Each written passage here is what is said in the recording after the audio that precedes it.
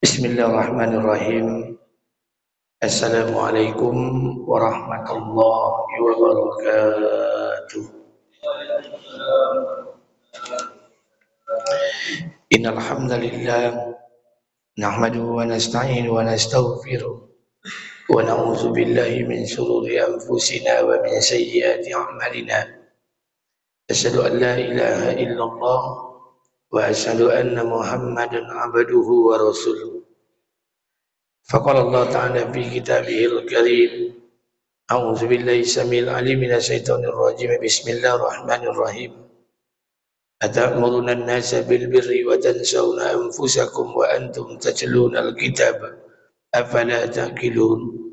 Wa qala an-nabi sallallahu alaihi wasallam an-Nawfal ibn Muawiyah an-nabi sallallahu alaihi wasallam mafatihu jannatun la ilaha illallah Muhammadur Rasulullah sadaqallahul azim wa sadaqallahu ala nabiyil karim.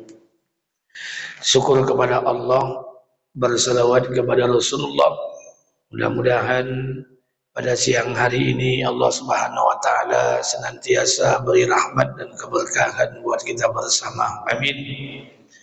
Salawat beriring salam tidak lupa pula kita sampaikan pada junjungan alam Nabi besar Muhammad sallallahu alaihi wasallam.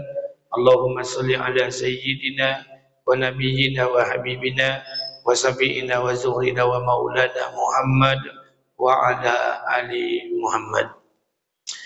Bapak Ibu yang dimuliakan Allah, kita lanjutkan kajian kita menjelang pelaksanaan salat zuhur.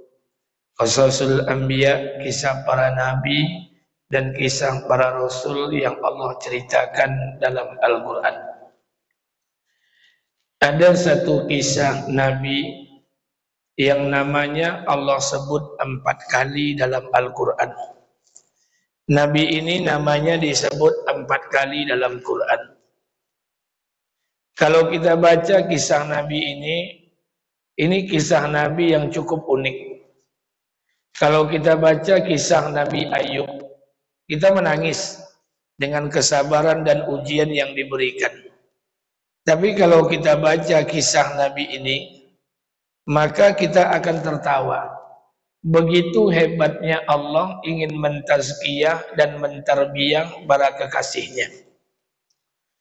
Nabi ini diturunkan oleh Allah di daerah Nainawa. Tidak ada satupun ulama yang memastikan di mana Nabi ini turun.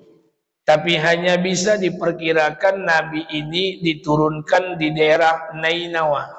Nainawa itu daerah Mosul, Irak di bagian selatan. Nabi ini diberikan gelar banyak. Gelar yang pertama diberikan Nabi ini Allah ceritakan dalam Quran surat Al-Anbiya. Zannun. Allah katakan wa zannuni. Zannun. Yang kedua, Nabi ini diberikan gelar Sahibul Hud, sahabat ikan besar. Dan yang ketiga, Nabi ini diberi nama Yunus alaihi salam. Nabi Yunus alaihi salam adalah Nabi dari keturunan Bani Israel. Jadi Yunus juga Nabi yang Allah turunkan dari keturunan Bani Israel. Kalau keturunan Bani Israel, berarti nasabnya tersambung kepada Yakub. Kalau Yakub berarti nasabnya tersambung kepada Ibrahim. Kalau ketemu dengan jalur Ibrahim, pasti nasabnya ketemu dengan jalur Nabi Nuh, ketemu dengan jalur Idris, ketemu dengan jalur Adam alaihissalam. Dari mana jalur nasabnya Nabi Yunus alaihissalam? Kita lihat ke atas. Adam alaihissalam sudah sama-sama kita ketahui punya anak 40 orang. Satu anak diangkat jadi nabi namanya Sis alaihissalam. Sis punya anak Anusi, Anusi punya anak Qainan, Qainan punya anak Mahlail, Mahlail punya anak Yarid, Yarid punya anak Idris alaihissalam. Idris punya keturunan Mutasalli, Mutasalli punya anak Lami, Lami punya anak Nuh alaihissalam. Nuh punya 4 orang anak, Kan'an, Sam, Ham, Yafid. Kan'an dihancurkan Allah, tinggal 3 anak, Sam, Ham, dan Yafid. Dari Sam lahir anak Arfaksad. Arfaksad punya anak Saleh. Saleh punya anak Abil. Abil punya anak Falik. Falik punya anak Ra'u.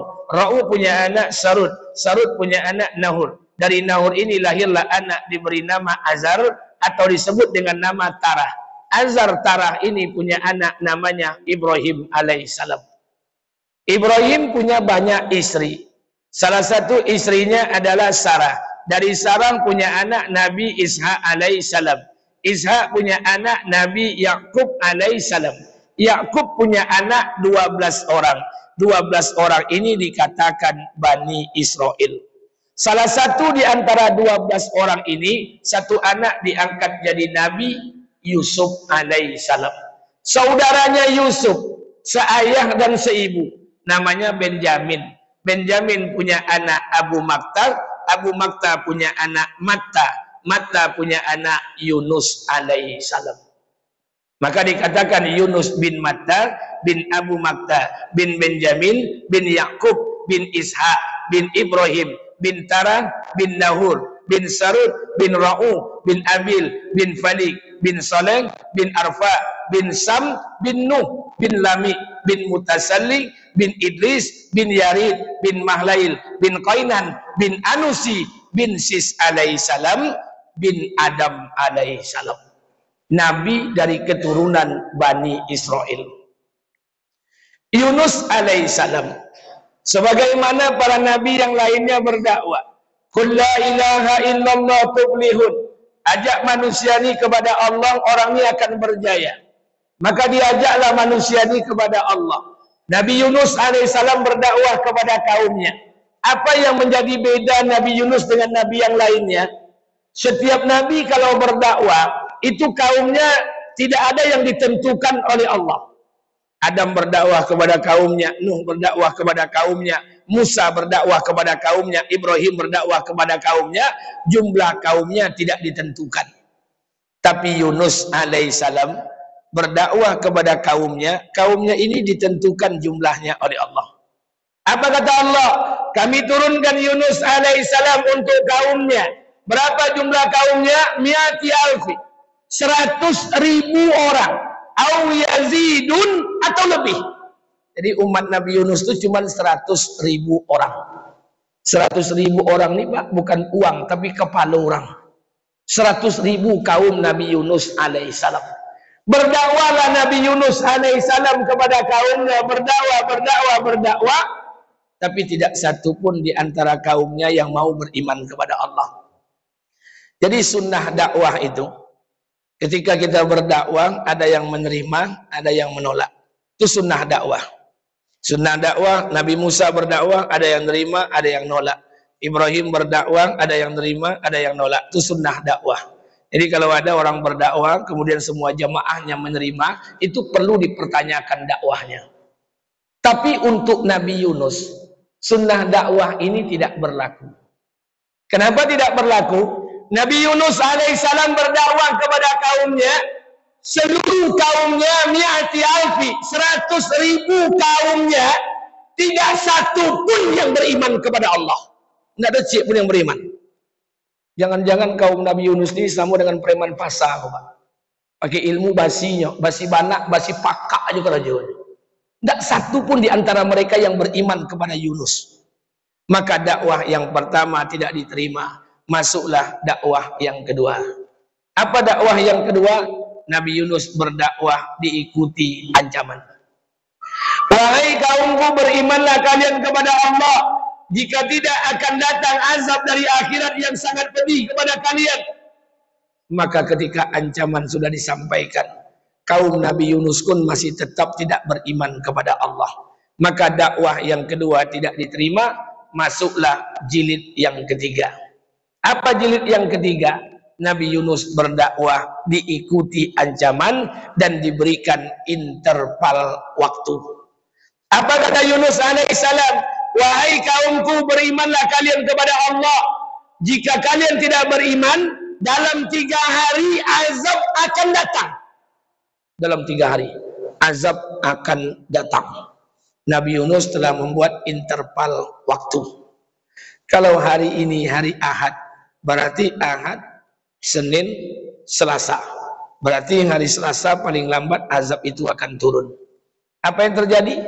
Setelah Nabi Yunus menyampaikan ini, kaumnya tak peduli. Hari ini hari Ahad, azab belum tampak. Ketika masuk hari Senin, azab belum tampak. Ketika masuk hari Selasa, hari yang terakhir di pagi harinya, azab juga belum tampak. Tanda-tanda azab itu belum turun. Nabi Yunus kesal. Kesal kepada kaumnya, kesal kepada perkataannya, karena perkataan Nabi Yunus itu mempertaruhkan reputasi kenabiannya. Dalam 3 hari ini azab akan datang kepada kalian. Kalau seandainya 3 hari ini azab tak turun, maka reputasi Nabi Yunus ini dipertaruhkan. Makanya mohon maaf, saya minta pada kita bersama. Ada jemaah beberapa waktu yang lalu, saya ngisi kajian di Masjid Al-Mukhlisin. Ada jemaah, Pak Ustadz, ada jemaah kami yang kemalingan. Kalau ada jemaah kita yang kemalingan, uangnya hilang, emasnya hilang, mobil hilang, Honda hilang, saya sarankan istighfar, mohon ampun pada Allah. Jangan-jangan ada harta orang lain yang berada di rumah kita. Kalau ambil dengan cara yang demikian. Yang kedua, berdoa kepada Allah.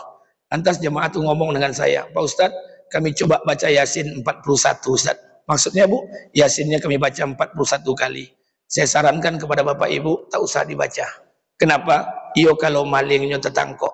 Kalau malingnya tidak tertangkap, rusak reputasi surat Yasin.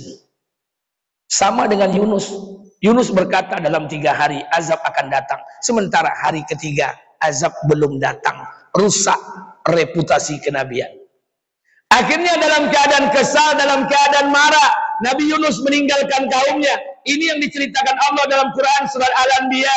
Wazannuni. Dan begitu juga dengan Yunus alaihissalam. Izahaba mughadiba.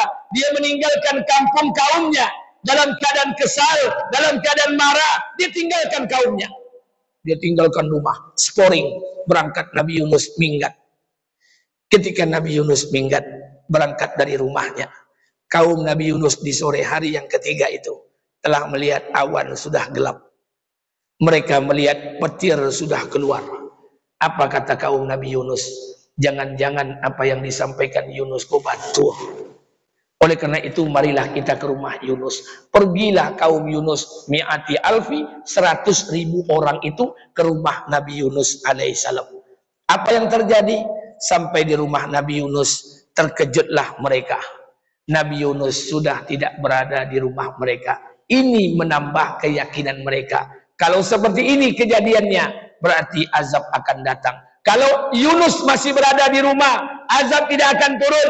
Tapi kalau Yunus sudah meninggalkan rumah, itu tandanya benar bahwa azab itu akan turun hari ini. Maka 100.000 kaum Nabi Yunus berkumpul. Laki-laki dan perempuan mereka pisahkan. Binatang ternak mereka kumpulkan.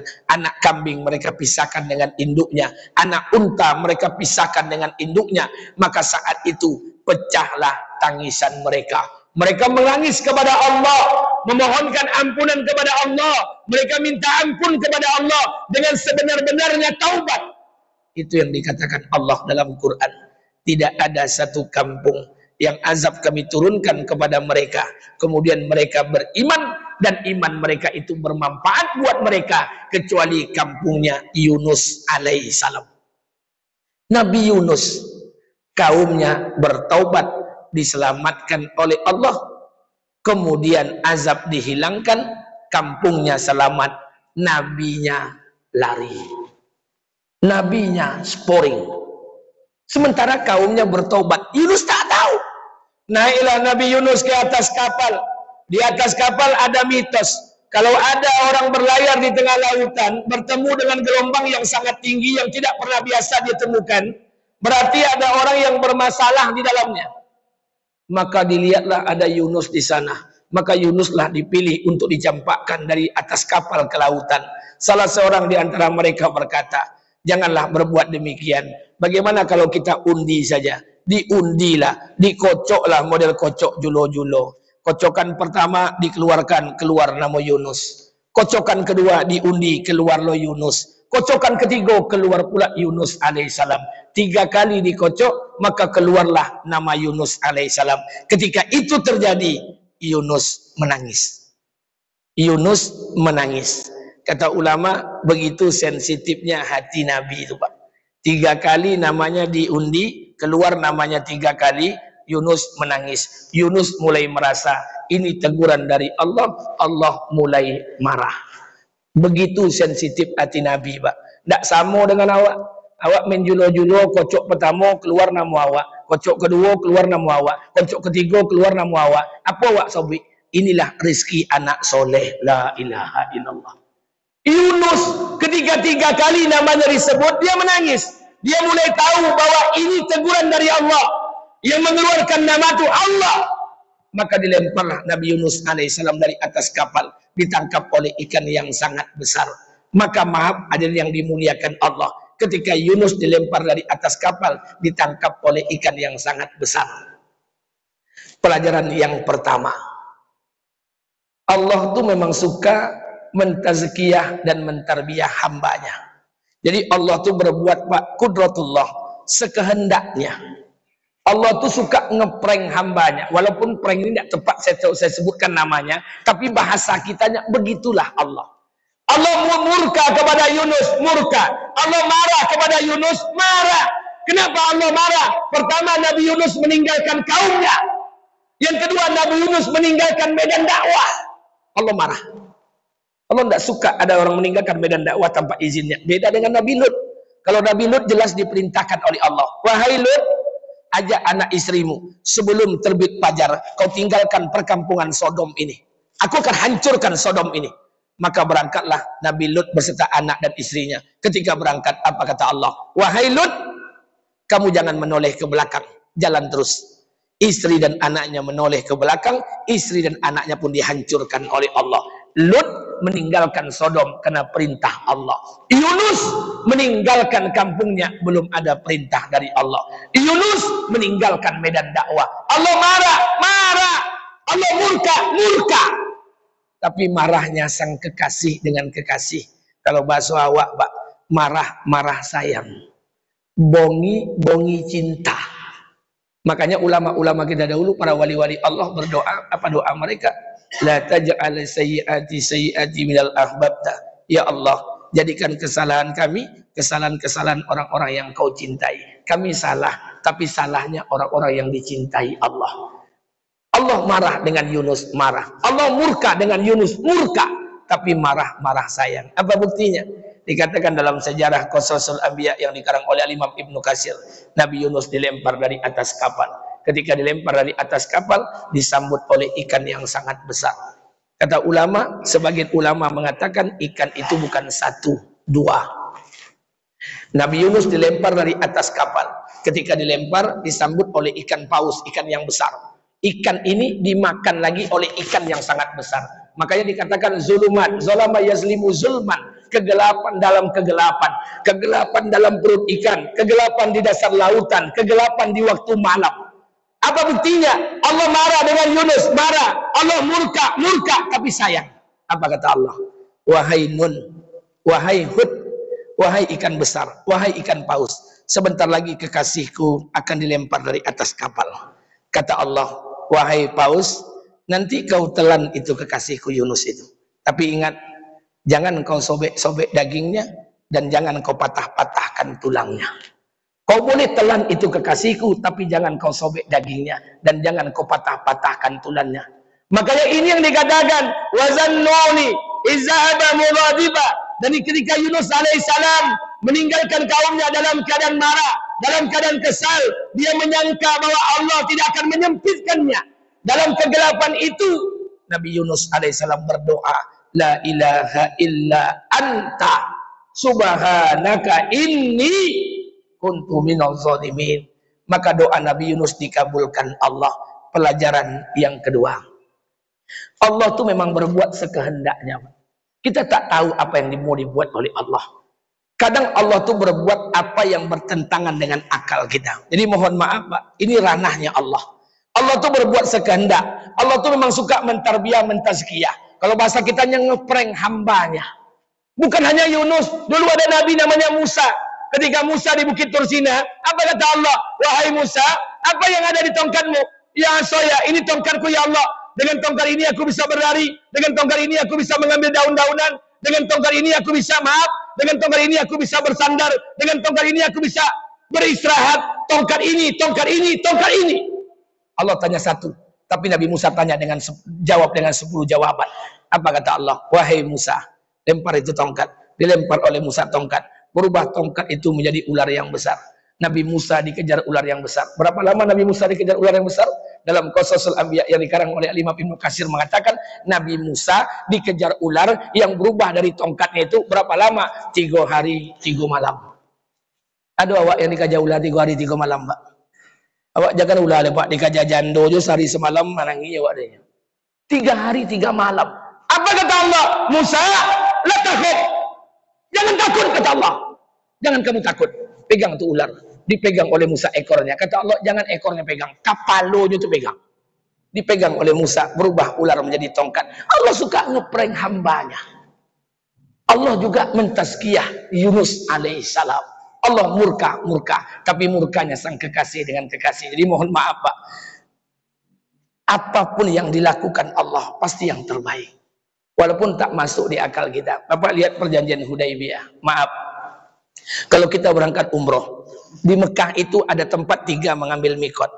Pertama namanya Tan'im, ada Masjid Aisyah di sana. Yang kedua orang Mekah itu mengambil mikot di Ji'ranah. Yang ketiga namanya Hudaibiyah. Hudaibiyah itu 40 km dari Masjidil Haram. Maaf kalau Bapak pergi ke sana, ada masjid di sana, coba istirahat i'tikaf di sana. Dulu perjanjian Hudaibiyah terjadi. Nabi rombongan dari Madinah akan ke Mekah mau umroh. Sampai di Hudaibiyah terhalang. Tidak boleh masuk oleh orang kafir. Maka utusanlah terjadilah perjanjian Hudaibiyah. Utusan orang kafir namanya Suhail. Yang dari Madinah orang Islam Nabi Muhammad. Terjadilah perjanjian Hudaibiyah. Hudaibiyah ini Pak, dari mana saja Bapak lihat perjanjiannya, pasti tidak berimbang. Perjanjiannya berat sebelah. Apa isi perjanjiannya? 1. Kalau ada orang kota Mekah masuk Islam ke Madinah, balikkan ke Mekah karena dia keluar dari habitat. 2.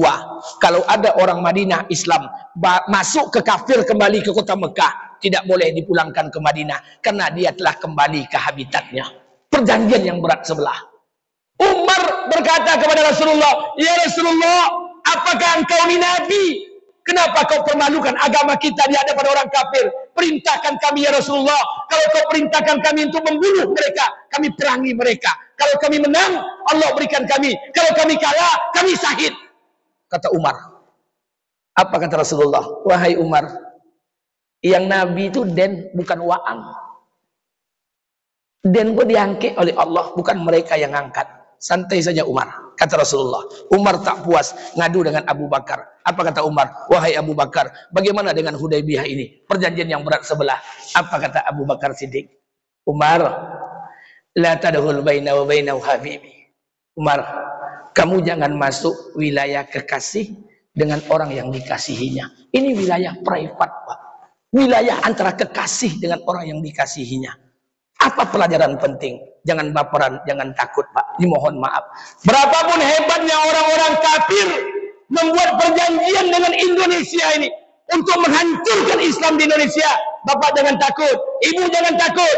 Islam ini akan dijaga oleh Allah sampai hari kiamat. Yang jaga Islam bukan saya, bukan Bapak. Yang jaga ini Allah, bukan kita. Jadi jangan takut, Pak. Jangan baperan. Islam akan dijaga oleh Allah sampai hari kiamat. Dulu Uni Soviet berapa lama mengkooptasi Islam, negara-negara Islam, Uzbekistan, Chechnya dan sebagainya, 100 tahun. Bisakah mereka menghilangkan Islam? Tidak. Ketika Uni Soviet bubar negaranya, muncullah negara-negara Uzbekistan, Tajikistan, Chechnya. Bapak pergi umroh, di depan Ka'bah itu paling banyak orang Uzbekistan. Zaman PKI, berapa banyak ulama yang dibantai? Bisakah Islam di bumi hanguskan? Tidak. Pada zaman itu lahirlah ulama-ulama besar. Zaman Belanda, berapa banyak pondok yang dihancurkan? Bisakah mereka menghilangkan Islam? Tidak. Pada saat itu muncullah ulama-ulama besar. Hari ini, maaf, tidak ada yang mengganggu kita beragama. Kita beragama di Indonesia ini indah, Pak. Indah. Maka jangan rusak beragama di Indonesia ini indah. Kita bebas beragama hari ini. Kita mau sholat bebas. Bapak kalau pergi ke Mekah Madinah, berangkatlah umroh. Bapak pergi berangkat Madinah ke Mekah, berangkat umroh, jangan coba-coba pakai sal Palestina. Jangan coba-coba pakai bendera Palestina. Jangan coba-coba pakai framing berlogo Palestina. Saya pastikan ditangkap oleh pemerintah Saudi. Di Indonesia bebas. Mau sholat pakai sal Palestina, boleh.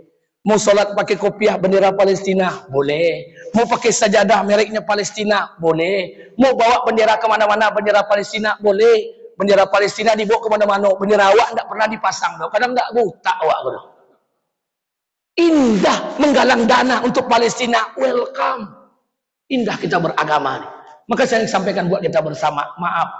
Jangan takut dan jangan baperan. Makanya para ulama, para dai, para ustadz, jangan takut-takuti umat dengan ketakutan yang berlebihan.